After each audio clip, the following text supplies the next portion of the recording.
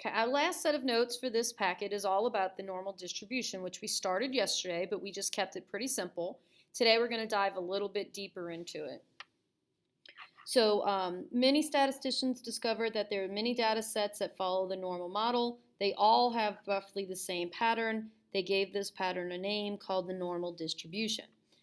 All the data that follows the normal distribution has the following characteristics. So this is going to be a little new to us.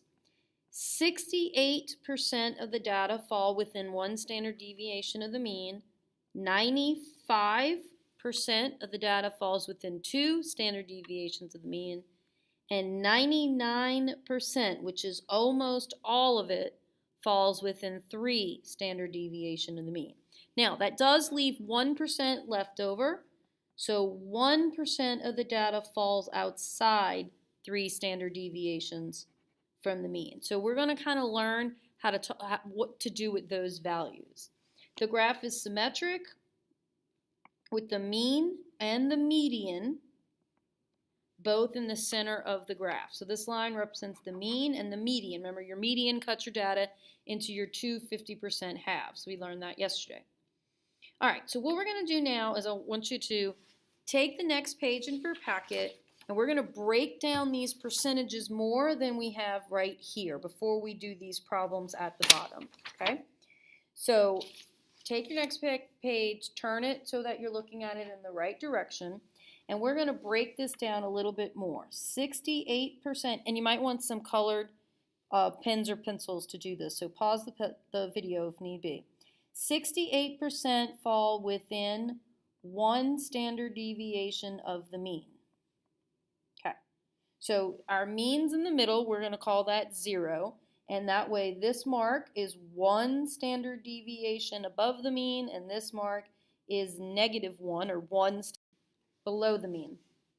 All right, so what they're telling me is that from here to here, this entire section of this curve of the data represents 68% of the data. That's a majority of the data. Most of the data is right within here, but we're going to break that down a little bit further because remember the middle of the graph cuts it into 2 equal parts. So this peak is going to cut this section and this section into 2 equal parts. So if the total is 68, then each one of these sections is 34%. So we're going to break this down and figure out what percent is between each one of these bars. And there's 34% in between the 1 standard deviation mark in the mean and another -1 to make a total of 68%. All right, now we're going to keep going, and we're going to say 95% of the data is within 2 standard deviations of the mean. Okay, so we're going to do a little bit of math here to figure this out, but this total distance from here to here is 95%, okay?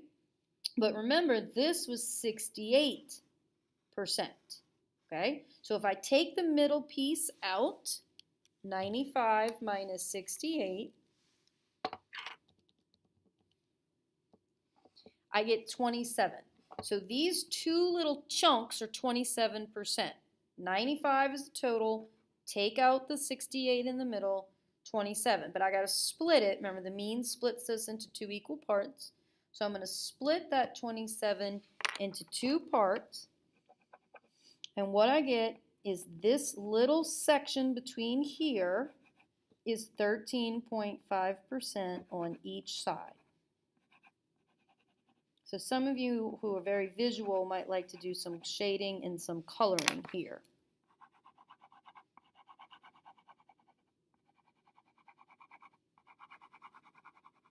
Okay. Next, we have 99% of the data is within 3 standard deviations of the mean. So what that tells me is from way over here to way over here, all of this is 99% of the curve. But from here to here, that was 95%. Okay, from here to here is 99. that means that these little two pieces are 4% total. That's the distance, the difference. Split in half, because they're equally split, I get this little section as 2%, and I get this little section as 2%.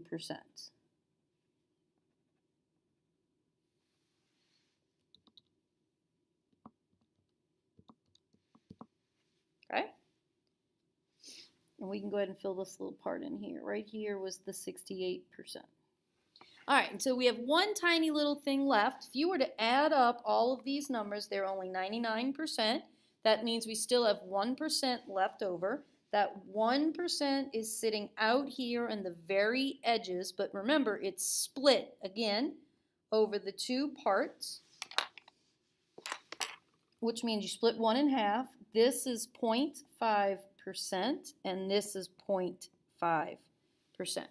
Now, you basically need to get these numbers memorized. There's two ways you can do it. You can just memorize 1/2, 34, 13.5, 2.5. Those four numbers add up to 50% if you add them up. Okay? The other side's the same. Or you remember these numbers and then you keep doing the subtraction like I did to fill in this chart.